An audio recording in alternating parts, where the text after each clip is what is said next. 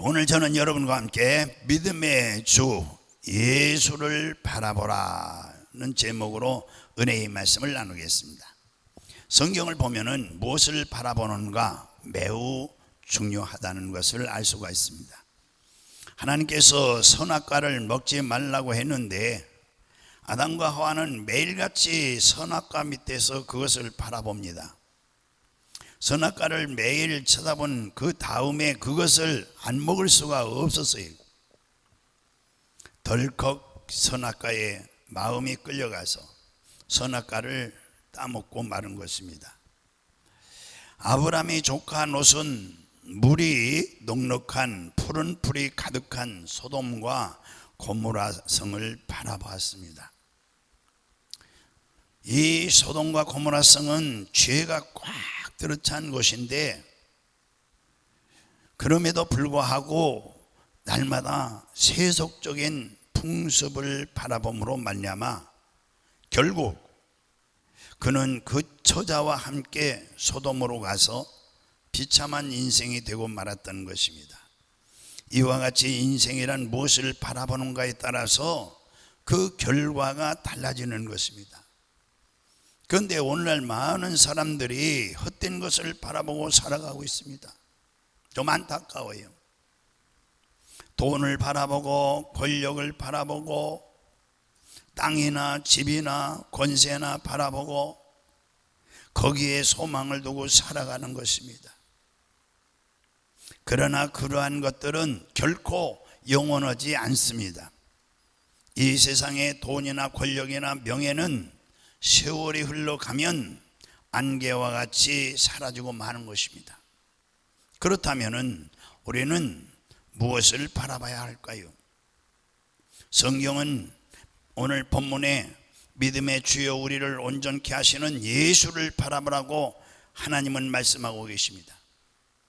예수만이 우리에게 영원한 생명의 근원이 되시고 영원한 소망이 되시고 영원한 기쁨과 만족이 되시는 것입니다. 그러나 예수님을 바라보지 못하고 세상의 부와 귀와 공명과 권력을 바라보는 사람을 언젠가, 이 사람은 언젠가 절망하게 되고 말 것입니다. 그러나 예수님을 바라보는 사람은 인생을 살면서 결코 절망하거나 좌절하지 아니할 것입니다. 예요, 이 믿음의 주 예수님을 바라보면요, 첫째로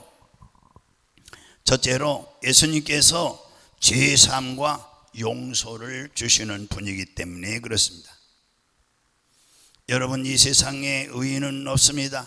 로마서 3장 10절에 기록된 바 의인은 없나니 하나도 없으며 라고 말씀하고 계세요. 이 세상에 죄를 짓지 않은 사람이 어디 있겠습니까? 모두 하나님 앞에 서면은 그 죄가 다 드러나고 벌거벗은 수치를 면할 수 없는 것인 것입니다. 아담 이후로 하나님을 반역한 이 문제를 짊어지고 또 자기의 의지로 수많은 죄를 지으면서 사는 것이 인생인 것입니다. 그래서 인간의 힘으로 아무리 애를 써도 이러한 죄의 사슬도 끊을 수가 없는 것입니다. 전에 제가 우리 이 지하에서 고양이 울음소리가 나는 거예요. 우리 주변에 우리 집에서 고양이 지금 몇 마리 먹고 아주 놀고 잘 지내고 있어요. 근데 이 고양이가 밑에서 야옹야옹 오는 거예요. 우리 사모님하고 저하고 내려갔어요. 그리고서 보니까 고양이가 사람 발자국 쏘나니까 돌아다니다가 싹 숨는 거예요. 그래 우리 사모님하고 저하고 얼마나 그 시간 약속해놓고 신방 바쁜데 아무래도 지하에 있으면은 그게 대소변을 거기서 처리하니까 이게 냄새가 독해요. 그래서 내보내야 되겠다. 또 먹을 것도 없고. 그래 여기 책상을 이렇게 놓고서 문을 다 열어놨어요. 그리고 나서 이제 그쪽으로 나가라고 저쪽에서 사모님하고 둘이 열심히 쫓았어요. 이 고양이가 지하교육관에서 왔다 갔다 하는 거예요. 창문을 열어놓는 그 밑에 책상을 갖다 놓고 그곳으로 올라가서 나가도록 쫓았는데 고양이는 제 말을 못 알아들어요. 고양이는 창문을 열어놓은 것을 보지 못하는지 확실히 짐승 새끼는 짐승 새끼더라고요. 자꾸 의자 밑으로 피아노 밑으로 막 숨으로 다녀서 둘이 막대기 들고 쫓아다니는데 신방도 못 가고, 그래서 내가 이 바보 같은 녀석아, 너는 짐승이니까 열린 창문이 안 보이지만 나는 사람이니까 보인다. 그래, 고양이에게 말해봐야 고양이가 말을 알아들어야지. 너는 여기서 못 나간다. 그래, 너는 여기서 이제 굶주린다. 그래, 아무리 해도 이게 안 나가는 거예요. 아이고, 신방도 못 가고. 인간의 죄의 갈등은 이와 같은 것입니다. 인간은 어떤 노력을 한다 할지라도 문제는 달라질 수 없는 거예요. 그러나 죄를 지었음에도 불구하고 죽음을 당해야 마땅함에도 불구하고 못난 그대로 빈손 그대로 하나님 앞에 나오면 예수님께서 그 모든 죄를 사하시고 하나님의 자녀를 삼아 주시는 것입니다. 할렐루야. 누구든지 예수님을 바라보면 십자가에서 흐르는 예수님의 피로 말미암아 모든 죄가 사함을 받게 되는 것입니다. 할렐루야. 우리 주님께서 우리의 죄를 다 정산하시고 우리를 의롭다 하시고 선언을 해 주시는 것입니다. 그리고 이제 의의 옷을 입혀주시는 겁니다. 깨끗한 옷을 입혀주십니다. 이러므로 우리는 믿음의 주여, 우리를 온전케 하시고 우리를 거룩케 하시고 우리를 의롭게 하시는 주님을 바라봐야 되는 줄로 믿습니다. 믿음의 주 예수님을 왜 바라보라고 하느냐? 오늘 본문의 두 번째로 우리 예수님께서 우리에게 성령 충만을 주시고 거룩한 삶을 살게 하시는 것입니다. 할렐루야. 그러기 때문에 주님을 바라보라는 것이에요. 추운 겨울날 우리 대천 그 기차역에 갔는데 그 철조망을 쳐놨어요. 기차역 그 주변에. 왜냐하면 아이들이 뛰어들어가면 큰일 나니까. 그런데 술을 취한 사람 한 사람이 몸을 가누지 못하고 비틀비틀해요. 저는 이 기차역에 우리 누님, 그러니까 우리 어머니 동생 큰딸 그 남편이 거기서 일을 해요. 그래서 밥 갖다 주라고 그래가지고 가끔 도시락 싸주면 내가 가지고 가거든요. 그런데 이 기차역에 쳐놓은 그 철조망을 이 술 취한 분이 쓰러지고 비틀비틀하더니 이걸 탁 잡는 거예요. 그러니까 손이 찢어지죠. 피가 주룩주룩 나는 거예요. 뚝뚝 떨어지고 아픈 것도 모르고 또 그 철조망을 또 다시 쓰러지려다가 또 잡는 거예요. 그 손이 피투성이가 되는 것을 보았습니다. 제가 그것을 보고서 술에 취하면 아픈 것도 모르고 도덕적인 감각도 잃어버리고 완전히 버림받은 사람이 되는구나. 나는 절대로 술을 입에 대지도 말아야지. 어려서부터 그렇게 생각했어요. 술에 빠져서는 안 되겠다. 그렇게 어릴 때 생각했던 것입니다. 여러분, 오늘날 음란과 방탕과 퇴폐함이 온 세상에 지금 들이 꽉 찼어요. 여기 우리 동네에도요, 현대 밑에 고 내려가면요, 저녁 이제 9시부터 장사가 시작돼요. 새벽 1시, 2시면 한참이에요. 수많은 사람들이 육신의 정욕과 안목의 정욕과 이생의 자랑에 취해서 지금 살아가고 있어요. 우리 교회 전에 재정보던 우리 권사님이 한 분 계셨는데 그 남편이 예수를 안 믿어요. 그래서 그 권사님이 남편 전도려고 애를 써도 안 믿어요. 여기서 철야 예배도 한 번도 빠짐없이 나오시는데 우리 서울에 살아요. 그래서 철야 예배 드리고 제가 모시고 가죠. 끝나고 누가 철야 예배 드리고 거의 실어다 주겠어요. 잠실 자기 남편 있는데 간다고 그래서 제가 모시고 가면은 그때가 이제 11시 반, 12시쯤 돼요. 여기서 저녁에는 30분이면 가요. 잠실. 그 새마을인가 그쪽에. 와, 정말 찬란해요. 예. 번쩍번쩍 꿍짝꿍짝꿍짝꿍짝 신나죠. 그래, 우리 그 권사님 남편은 그 노래방을 해요. 노래방. 널찍이 엄청나게 들는데 거기서 잠실에 노래방을 하니 그때 이제 막 시작하는 거죠. 예.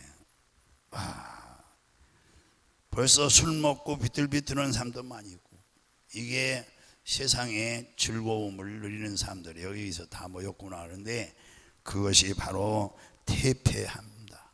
예, 꽉 찼어요.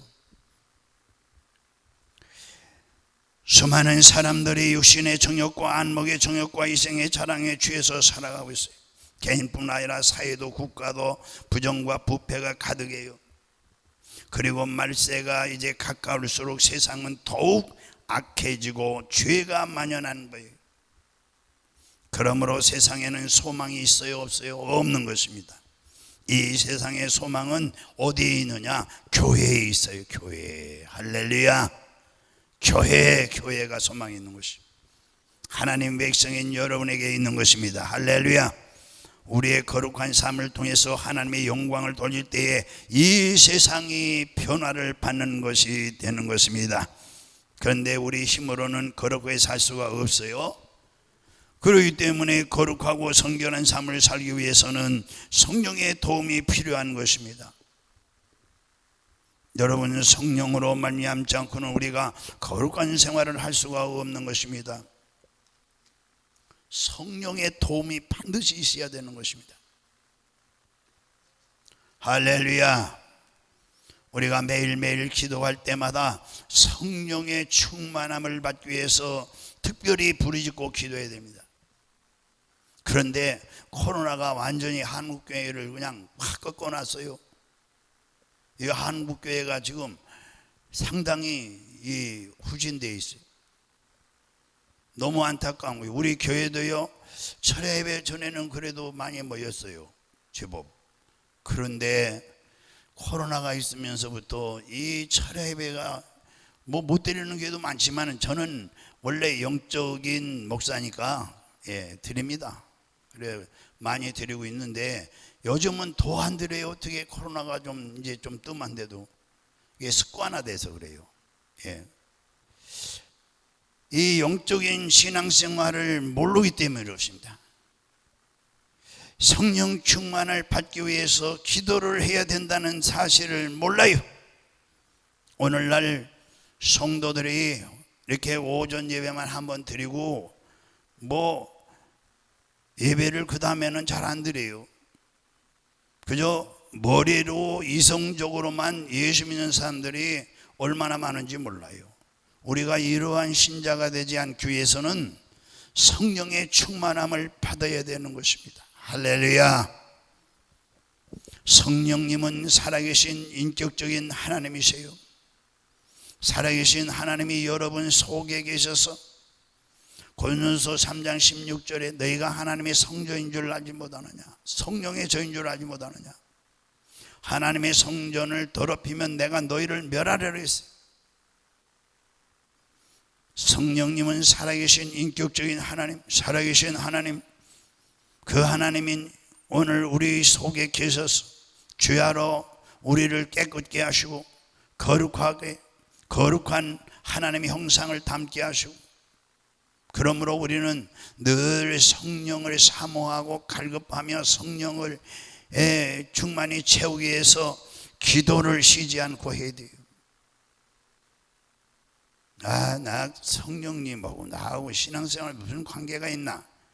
아이고, 그러지 마세요. 성령의 능력으로 매일매일 이 삶을 살아가지 않으면 마귀에게 그냥 카운트 받고 떨어지는 거예요. 성령의 능력으로 매일매일 새로워져야 되고 승리하는 삶을 살아야 될 줄로 믿습니다. 다음, 우리 예수님의 주 예수를 바라보라 했는데, 믿음의 주 예수를 바라보라 오늘 말씀했는데, 세 번째로 왜 우리가 예수를 바라봐야 됩니까? 세 번째로 우리가 건강과 치료함을 얻기 때문에 바라봐야 됩니다. 인간은 아담 이후로 다 병이 들었어요. 영이 병들고 마음이 병들고 몸이 병들고 가정이 병들고 사회가 병들고 전체가 병들어 온통 지금 요즘 뭐 사람 하나 죽였다 그 신문에 나오지도 않아요. 요즘은 얼마나 악한 세상인지. 그러면 누가 우리를 이 병에서 건져줄 수 있겠습니까? 제가 그 기도해 주는 분들도 있는데요, 지금 병원에서 이미 사형 선고 받았어요. 암입니다. 근데 예수를 안 믿어요. 그래도 부모는 예수 믿으니까 목사님 살려주세요 살려주세요 그래서 내가 살려주는 거 아니고 하나님이 살려주는데, 제가 기도를 한번 전화번호 주길래 했어요. 그랬더니 그 부인이 전화 왔대요. 자기 어머니한테, 시어머니한테. 왜 전화번호 가르쳐 줘가지고 그 어떤 교회 목사님인가 전화했냐고. 다시는 전화하지 말라고 이래요. 안타까워서 부모님은 애절하는데, 그 젊은 아들이 암에 걸려 사형 선고를 병원에서 내렸으면 얼마나 애절하겠어요. 그것도 독자인데 아직 60도 안 되고 막 50대인데 50대. 저도 마음이 찢어지는 마음을 가지고 기도하죠.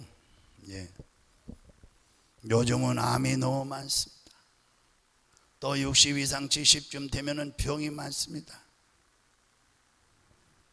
우리 요양원에 오신 분들은 행복합니다. 제가 아침에도 기도해드리고 저녁에 기도해드리고, 그러니까 병이 거의 다 나가지고 얼마나 이분들이 어르신들이 좋아하는지 몰라요. 예. 불신자도 어르신이 오셨는데 지금 100세 다 됐죠. 그 가족이 그분은 젊어서부터 그래 알았대요. 우리 요양원 이제 10여 년 거의 되는데 얼마나 90년 100세 거의 됐으니까요.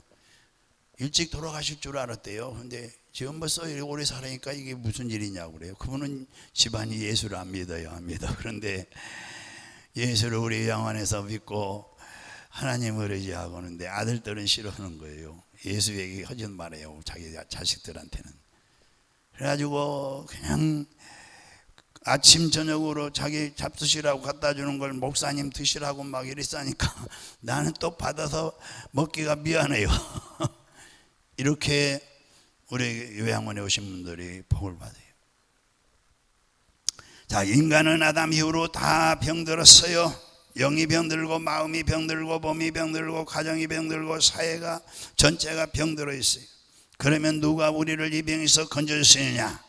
질병은 죄로 말미암아 인간의 삶에 들어온 것이기 때문에 우리 영혼과 육을 치료할 수 있는 분은 누구밖에 없어요? 크게요, 예수님밖에 없는 것입니다. 이사야 53장 5절에서 6절에 보면 그가 찔림은 우리의 허물 때문이요 그가 상함은 우리의 죄악 때문이요 그가 징계를 받음으로 우리는 평화를 누리고 그가 채찍에 맞음으로 우리는 나음을 받았도다. 주님께서는 우리의 죄를 대속하신 같이 우리 병도 주님께서 채찍에 맞음으로 대속하신 거예요. 대신 다 청산해버린 겁니다. 그러므로 예수님의 사역에서 항상 치료의 역사가, 그러니까 예수님 사역의 3분의 2가 이 치료의 사역이었어요. 마태복음 4장 23절에서 24절 같이 읽어봅니다. 글씨를 좀 크게 할 수가 없죠, 방송실에. 우리 이 일부 예배는 연세가 많은 원사님들에서 글씨가 잘 안 보일 것 같아. 예, 저는 보이는데 마태복음 4장 23절 24절 우리 그럼 젊으신 우리 집사님 권사님들 같이 읽어봅니다. 시작. 예수께서 온 갈릴리에 두루 다니사 그들의 회당에서 가르치시며 천국 복음을 전파하시며 백성 중에 모든 병과 모든 악한 것을 고치시니 그의 소문이 온 수라에 퍼진지라. 사람들이 모든 뭐죠? 앓는 자 곧 각종 병에 걸려서 고통당하는 자, 귀신 들린 자, 간질하는 자, 중풍병자들을 데려오니 그들을 고치시더라. 예, 여기에서 보면 병든 자, 각종 병든 자를 다 고치셨다고 기록하고 있어요. 어떤 병에 걸렸든지 예수님께 나오면 고침을 받을 수 있다는 말씀이에요. 믿으면 아멘. 그런데 여기에 특별히 주목해야 할, 그러니까 주목해 볼 것은 뭐냐면은 예수님께서는 병 고침 받기를 소원하고 나온 자를 고쳐주셨지, 주님은 병자를 찾아다니며 고쳐주지 않았어요. 죄인도 회개하고 나온 사람을 용서해 주시지 주님 앞에 나오지 않은 사람을 쫓아가서 죄를 용서한 적은 성경에 없어요. 참 예배가 그래서 참으로 예배 성공은 인생의 성공이에요. 어떻든 예배를 열심히 드리세요. 몸이 아프세요? 예배 드리세요. 가정에 어려운 환난이 있어요? 예배 드리세요. 예배를 통해서 하나님이 우리에게 은혜도 주시고 성령도 주시고, 예배를 통해서 기도 응답도 주시고, 예배를 통해서 역사가 일어나는 거예요. 가정에서도 예배 드리시고 열심히 예배 드리세요. 할렐루야. 쫓아다니면서 예수님이 하시질 않았어요. 회개하는 사람을 용서해 주시고 간절한 마음으로 병 낫기를 소원해서 예수님께 나온 자를 고쳐줬어요. 저는 교회를 잘 나오지도 않는데 전도 오신 분이 기도 좀 해주라 해서 기도해 줬어요. 그랬더니 마귀가 더 역사하는 거예요. 그래가지고 딱 문자가 왔어요. 예, 목사님 이제 교회 당분간 쉬어야 될 것 같고 나 위해서 기도하지 마세요. 문자가 왔어요. 아, 내가 실수했구나.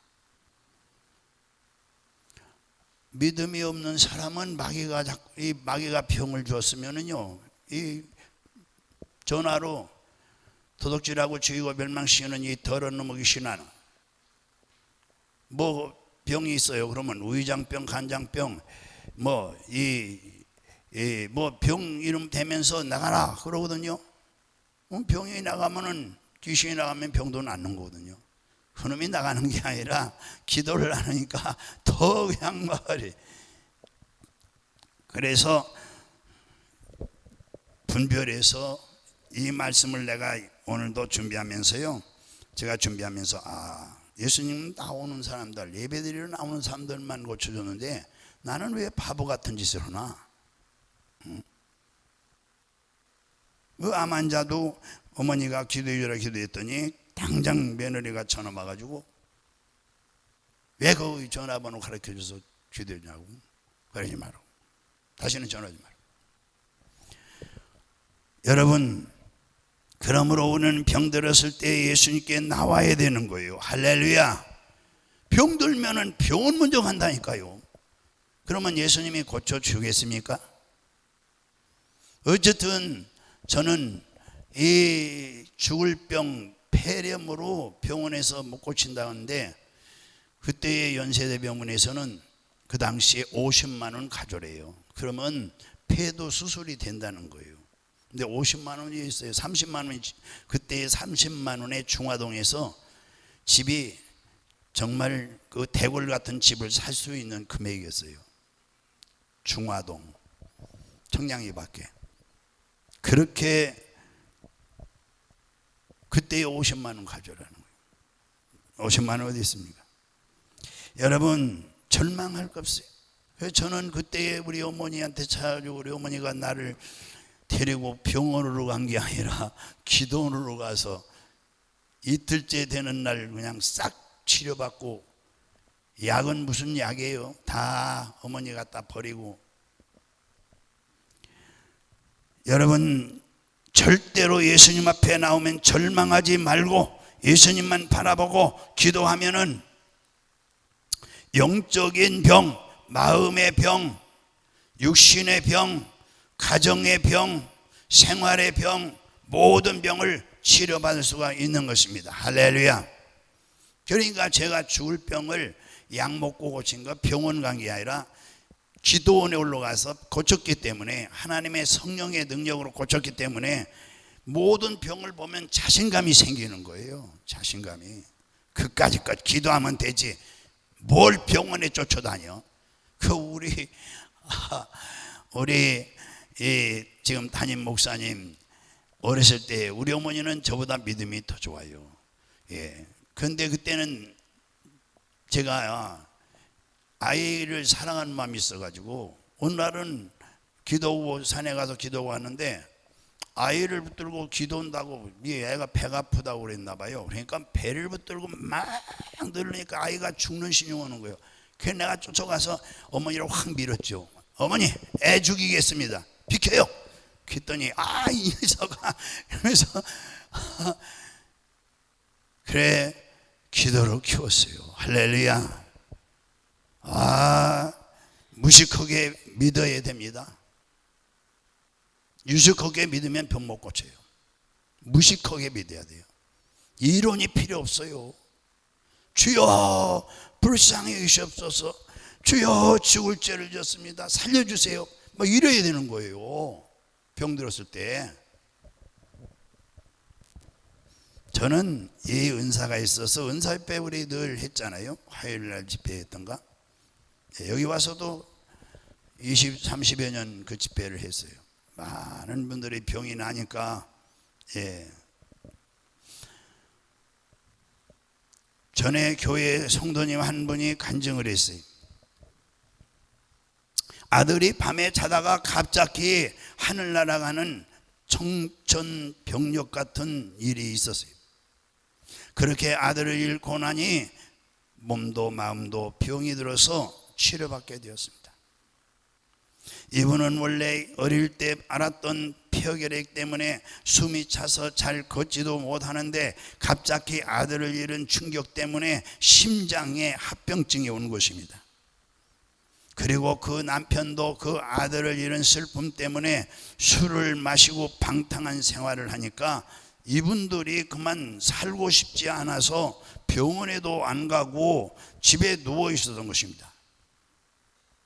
그것을 보고서 그 친정 어머니가 안 되겠다 싶어서 병원에 데리고 갔는데 의사가 보호자를 급히 불러가지고 하는 말이 심장에 합병증이 와서 위험한 상태라 당장 수술을 해야 한다는 것입니다. 그 수술비가 얼마냐니까 5천만 원 드는. 수술을 한다 해도 살 수 있는 확률이 극히 낮다는 거예요.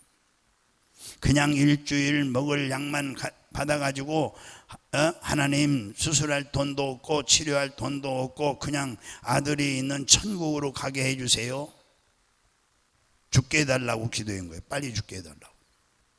그렇게 기도를 했다는 거예요. 그런데 그 친정 어머님이 믿음이 좋으세요. 그래서 그 친정 어머니가 설득을 해서 21일 동안 다니엘 작정 기도를 하라고 그랬어요. 그런데 애써 기도하고 잠을 자는데 꿈속에서 담임 목사님이 나타나서 기도해 주더라는 거예요. 자기를 위해서. 그러더니 기도가 끝나더니 교회 전도지 한 꾸러미를 주더라는 거예요. 그래서 전도하라고 하신 줄로 알고 이제 잠이 깨가지고 그때부터 교회 전도지를 가지고 전도를 시작했는데 신기하게 3일 동안 전혀 힘이 들지 않았다는 거예요. 이분은 심장병에 천식이 있어서 오르막에서는 헉헉거리고 앉아 있어도 숨쉬기 힘들었던 사람인데 3일 내내 전도를 하고 돌아다녔는데도 좀도 숨이 차지도 않았다는 거예요.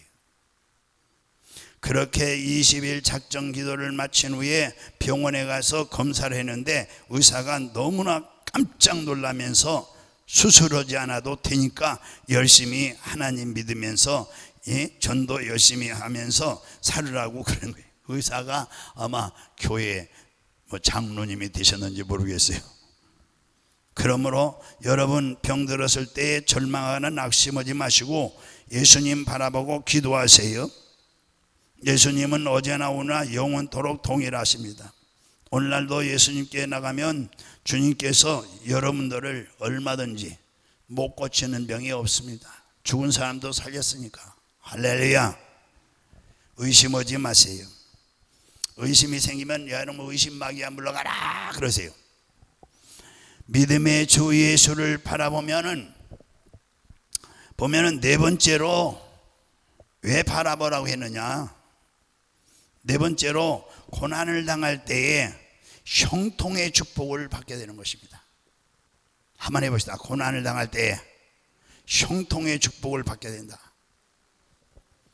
이 고난이 뭐가 안 돼서 고난이 오는 거죠. 뭐 막히니까 사업도 막히고 뭐 직장 생활도 잘 막히고 그러면은 고난이 오는 게 그게 고난이죠. 모든 사람들은 자기 생애 속에 모든 것이 형통하기를 원합니다. 자기가 살아가는 길이 멸망하게 되기를 바라는 사람은 이 세상에 한 사람도 없습니다. 그러나 참된 형통은 형통의 근원이 만군의 하나님께 있다는 것을 인정해야 됩니다. 할렐루야. 형통의 근원이 누구에게 있어요? 만군의 하나님. 그런데 많은 사람들은 별로 인정하지 않아요. 하나님께서 첫사람 아담을 지었을 때 아담은 모든 생활에 만족하고 형통했습니다. 왜냐하면 그는 하나님을 섬기고 하나님 중심으로 살고 하나님을 의지하고 살았기 때문에 하나님 은혜가 그에게 충만히 임해서 만사가 형통하게 만들어진 것입니다. 그가 하나님을 이제 반역했습니다. 불순종해서 선악과를 먹었습니다. 반역하고 불순종하고 그리고 나서 하나님의 은혜를 벗어 던져버린 결과가 온 것입니다. 그때부터 이제 이마에 땀을 흘려야 되고 수고의 노력이 있어야 된다고 그랬어요. 성경에. 인간의 힘으로 살고 인간의 인본주의로 살려고 할 때 그때부터 형통의 은혜는 딱 떠나가고 말았어요. 그 다음부터 피땀을 흘려야 하고 진땀을 흘려야 하고 고생과 눈물로 살게 되는 것입니다. 그러므로 우리는 항상 예수님을 바라보고 예수 중심으로 살아야 되는 줄로 믿습니다. 예수 중심으로, 하나님 중심으로. 성경에 다윗이라는 왕이 있어요. 사무엘 상하를 읽어보시면은 이분에 대해서 잘 알 수가 있어요. 다윗은 구약 성경의 가장 훌륭한 왕이었는데 다윗은 고백하기를 시편 23편 1절에 여호와는 나의 목자시니 내게 부족함이 없으리로다. 그러니까 다윗은 여호와 하나님을 자기 삶의 뭘로? 중심으로 삼고 자기의 목자로 삼았기 때문에 하나님은 그와 함께 하셔서 그의 생애 속에 형통이 충만하게 만들어 주신 것입니다. 할렐루야. 다윗은 전쟁을 가장 많이 한 왕이에요. 백전백승했어요. 한 번도 실패하지 않았어요. 어떻게 그렇게 형통할 수 있느냐? 하나님 중심으로 살으니까. 여러분, 여호와 하나님은 창조주입니다. 창조주 하나님은 온 우주 만물을 지으셨습니다. 이 하나님께서 나의 목자가 되었으니 그 하나님의 양무리들이 형통할 수밖에 없는 것입니다. 여러분, 목자는 양을 정성껏 돌아보는 것입니다. 아침 일찍이 양들을 데리고 푸른 풀밭들을 찾아 나섭니다. 양들은 푸른 풀밭에 뉘어놓고 풀을 뜯게 한 후에 목자는 눈을 양에게서 절대로 떨어지지 않습니다. 왜요? 다른 짐승이 와서 해칠까봐 지팡이와 막대기를 들고 양들을 눈동자같이 지키는 것입니다. 그리고 오후가 되면 양무리들에게 물을 마시게 하려고 이 양우리에 인도해 오는 것입니다. 그런데 예수님께서 나는 선한 목자라, 선한 목자는 양들을 위하여 목숨을 버린다고 말씀했어요. 우리 예수님께서 자기 목숨을 내어놓고 우리를 돌봐주신다고 약속하신 거예요. 예수님을 나의 목자로 신실로 모시면, 나의 주인으로 모시면, 나의 삶의 중심의 목자로 모시면, 그러면 하나님께서 반드시 우리를 형통의 길로 이끌어 주시는 것입니다. 할렐루야.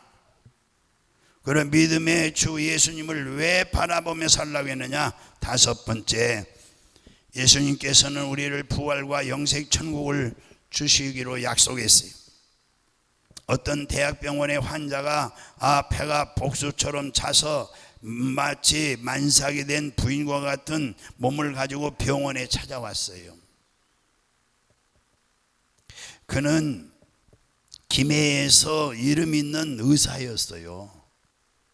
의사가 지금 복수가 찬 겁니다. 재산도 꽤 많이 있는 의사였어요. 진찰한 다음에 그 담당 그 대학병원의 그 의사가 명의죠, 명의. 그 의사가 말하기를 선생님의 병명은 간암입니다 그랬어요. 그런데 간암 말기라서 손을 쓸 수가 없습니다. 가산을 이제 정리하시고 가족들에게 유언을 하시는 것이 좋겠습니다. 그러자 그 사람이 그 의사, 이분도 의사잖아요. 얼굴이 창백이더니 몸을 부들부들 떨면서 말을 하죠. 선생님, 전 재산을 다 드릴 테니 1년만 생명을 연장시켜 주세요. 의사 선생님이 고개를 살래살래 합니다. 방법이 없다고 그랬어요. 제발 살려주세요. 제발 살려주세요. 애원했어요. 죽음을 앞둔 사람이 처절한 몸부림, 많은 사람이 나에게는 죽음이 다가오지 않겠지, 그렇게 안일하게 생각하고 열심히 살아가고 있어요. 그러나 죽음의 그림자가 오지 않겠지 하지만 그렇지 않습니다. 사냥꾼에게 쫓기는 타조가 있어요. 팍 도망가다가 이 타조가 모래 속에 머리를 탁 쳐박는다는 거죠. 그리고 눈에 안 보이니까 잡힐 염려가 없다고 생각하는 것입니다. 이 타조가. 우리 사람도 조금도 다름이 없어요. 사람들은 죽음을 외면함으로써 죽음의 문제를 해결할 것이 없는 것으로 생각하고 살아가고 있어요. 그러나 이 세상 그 누구도 죽음을 제기할 수는 없는 것입니다. 성경은 말씀하시기를 한 번 죽는 것은 사람에게 정한 것이요 그 후에는 심판이 있으리라 말씀했어요. 죽음은 인생의 끝을 의미하는 것입니다. 삶의 종결인 것입니다. 그 후에는 하나님의 무서운 심판이 기다리고 있는 것입니다. 그러므로 불신자에게는 죽음은 공포요 슬픔이요 절망인 것입니다. 예수님을 믿지 않는 사람은 권세와 명예와 부귀와 영화 같은 이 세상에 썩어질 것을 바라보고 살다가 마지막 세상 끝날 때 멸망의 길로 가게 되는 것을 그때 알고 후회한들 무슨 소용이 있겠습니까? 그러나 우리 예수 믿는 사람은 그렇지 않습니다. 예수 믿는 사람에게는 죽음이 소망인 것입니다. 한번 해봅시다. 죽음이 소망이다. 아이, 그 미친 소리 좀 그만하셔. 그럴지 모르겠어요. 예수님은 안 믿는 사람에게 죽음이 처할 절망이지만 예수 믿는 믿음을 가진 우리에게는 죽음이 시작인 것입니다. 영광인 것입니다. 왜냐? 죽음을 통해서 영원히 주님과 함께 사는 새로운 삶을 시작하기 때문인 것입니다. 그래서 사도 바울은 우리가 담대하여 영원한 삶, 차라리 몸을 떠나 주님과 함께 하는 것이라고 그렇게 표현했습니다. 우리는 육신의 장막을 떠나면 주 예수와 함께 살게 되는 것입니다. 이제 새로운 세상이 시작되는 것입니다. 거기엔 눈물도 한숨도 죽음도 없는 것입니다. 영원한 영광만 있는 것입니다. 죽음이 절망이 아닌 것입니다. 우리가 주님과 함께 사는 크나큰 이 영화로움을 누리게 되는 것입니다. 그러므로 마지막 세상을 떠나기 전에 예수님을 바라볼 수 있는 것입니다. 우리가 세상을 떠날 때 주님은 우리에게 말씀하실 것입니다. 나는 부활이요 생명이, 나를 믿는 자는 죽어도 살겠고 살아서 믿는 자는 영원히 죽지 아니하리라. 이러므로 우리에게는 부활의 생명이 우리를 기다리고 있는 것입니다. 우리 예수님께서 십자가에서 죽으시고 부활해서 부활의 첫 열매가 되셨어요. 우리는 예수님을 바라보고 예수님께 접붙임을 하면은, 우리 예수님은 참 감람나무요 우리는 거기에 접붙인다고 그랬어요, 성경에. 그래서 우리도 다 부활을 하는 것입니다. 만약에 부활이 없다면 저처럼 비참한 사람이 없을 거예요. 어디 가서 뭐 마음껏 놀아보지도 못하고, 밤이나 낮이나 기도하고 전도하고 성경 보고 신방하고, 그렇다 해서 뭐 제가 뭐 재산 모아놓은 것도 없고. 우리 작은 놈이 결혼하고서 아버지가 좀 도와줄 줄 알았던가 봐요. 그 녀석 우리 교회 나왔었는데 내가 은퇴하고 교회에서 한 푼도 안 받으니까 그 다음 주부터 다른 교회 나가버려요. 우리 교회 안 나와요. 그 다음 주에 여기 우리 집사님들 보시지만은 우리 작은 놈이 우리 교회에서 떠났어요. 다른 교회 나가요. 왜 그러니까 너무 실망이 컸나 봐요. 아버지가 그래도 은퇴하면은 지한테 돌아올 게 좀 있었는가 하고 기다렸던지 뭐 했는지 모르겠어요.